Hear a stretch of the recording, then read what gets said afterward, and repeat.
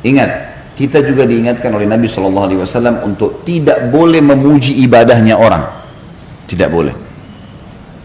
Contohnya adalah hadis riwayat Imam Bukhari Muslim. Pernah ada seorang sahabat sholat khusyuk sekali. Masya Allah ibadahnya. Sholatnya khusyuk. Di ujung masjid. Nabi SAW duduk di tengah-tengah masjid. Tempat ya mihrab beliau. Lalu ada satu sahabat di depan Nabi SAW berkata, orang itu luar biasa sholatnya ya. Maksudnya Masya Allah nih. Rukuknya, sujudnya, semuanya khusyuk nih. Kata Nabi SAW, kalau kau ucapkan didengar oleh dia, kau telah membinasakannya. Kau telah membinasakannya. Karena kalau kita puji dia, tadi kamu sholat Masya Allah ya, misal. Kita niatnya sebenarnya baik aja. Karena orang ini memang kita kagum ibadahnya. Maka sudah cukup untuk membuka pintu riak pada dirinya. Ya. Tadi mungkin dia khusyuk, sekarang tiba-tiba syaitan bisikin, tuh kan kamu ketahuan, kamu hebat, kamu begini. Dia iakan, batal. Ingat kata ulama, riya itu ya bisa berlaku setiap saat, walaupun ibadah itu sudah berlaku beberapa tahun yang lalu. Misal gini, kita haji 10 tahun yang lalu, sudah berusaha menjaga nih supaya tidak ada yang tahu, ataupun orang tahu yang sudah pernah haji, alhamdulillah, sebatas itu saja misal ya. Mungkin waktu kita tawaf sempat menangis waktu berdoa kepada Allah, mungkin pada saat di Arafah kita sempat menangis, mungkin kita merasa kenikmatan waktu sujud di depan Ka'bah di Masjid Haram, rasanya nyaman. Selama ini kita kontrol, nggak pernah ceritain ke orang. 10 tahun kemudian ada tetangga atau ada kerabat baru pulang haji, lalu dia bilang, kemarin itu padat sekali, tapi enak loh haji itu, misal.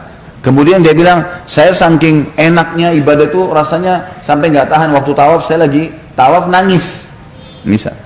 Sebenarnya nggak ada gunanya ya, dia ceritain itu nggak ada gunanya, untuk apa? Orang nggak ada nanya, nggak ada sebabnya, nggak ada diceritain sama dia. Ini sudah terbuka pintu riya nih. Syaitan ya, namanya musuh.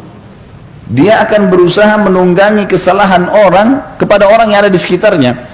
Maka dia berusaha agar kita yang sudah 10 tahun lalu haji, tuh dia juga khusyuk. Kamu kan juga khusyuk, ceritain juga pengalamannya. Oh iya, saya juga rasain dulu tuh 10 tahun yang lalu. Ini padahal sudah 10 tahun berlalu. Mungkin nggak riya. Sekarang bisa jadi riya tuh. Jadi riya itu bukan hanya pada saat ibadah sedang dikerjain. Jadi jangan Bapak Ibu anggap, tadi saya sudah sedekah, ikhlas kepada Allah, berarti besok bisa saya ceritain. Nggak bisa. Diceritain besok, diceritain tahun depan, niatnya riya terhapus dari buku amal gitu. Jadi usahakan mulutnya dikontrol, jangan ngomong apapun ya. Tidak perlu orang tahu. Lebih baik kita dikenal di langit daripada kita kenal di dunia, di bumi. Di langit semua kenal kita, malaikat kenal semua orang soleh.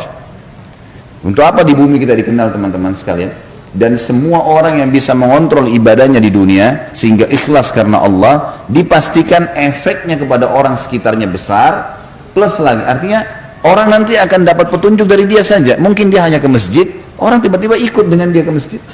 Mungkin dia tidak ngomong, mungkin kalau dia lewat ada orang minum khamar, khamarnya dibuang gara-gara ditahu ini orang soleh. Tiba-tiba orang dengan sendirinya patuh dengan Allah tanpa dia ngomong gitu, perilakunya bisa jadi petunjuk gitu kan. Orang yang bisa mengontrol ibadahnya di dunia, dipastikan pada saat dia sudah meninggal, Allah subhanahu wa ta'ala akan bongkar ibadah-ibadahnya untuk jadi pelajaran buat manusia. Jadi nggak usah repot-repot ceritain, Allah punya cara. Kisah orang-orang soleh yang dinukil kepada kita, banyak sekali kisah mereka, bagaimana mereka menjaga keikhlasan. Allah subhanahu wa ta'ala ya abadikan keikhlasan mereka itu. Seperti kisah Imam Malik misalnya, rahimahullah, gurunya Imam Syafi'i yang meninggal tahun 179 Hijriah. Waktu beliau menulis buku kitab Muwatta, ya. Kitab Muwatta yang tadi salah satu hadis yang disebutkan di sini diriwayatkan oleh Imam Malik dalam kitab Muwatta. Dan kitab Muwatta salah satu dari 9 buku hadis yang dijadikan sebagai rujukan umat Islam. Ringkas cerita waktu beliau nulis Muwatta, rupanya satu orang, beliau di Madinah. Akhirnya ulama-ulama yang memang menganggap Imam Malik sebagai saingannya, ya, ada orang begini subhanallah, menuntut ilmu untuk bersaing dengan para ulama. Ini nggak boleh ya. Ini akan disiksa oleh Allah SWT di neraka. Kata Nabi SAW, siapa yang belajar ilmu untuk menyaingi para ulama, gitu kan, maka dia akan dimasukkan ke dalam neraka jahanam. Ya, nggak bisa ini. Yang jelas Imam Malik rupanya waktu menulis kitab Muwatta, dan buku ini adalah hadis-hadis yang dihafal oleh beliau, maka banyak orang-orang yang merasa saingan dengan Imam Malik menulis juga dan menamakan juga buku mereka Muwatta.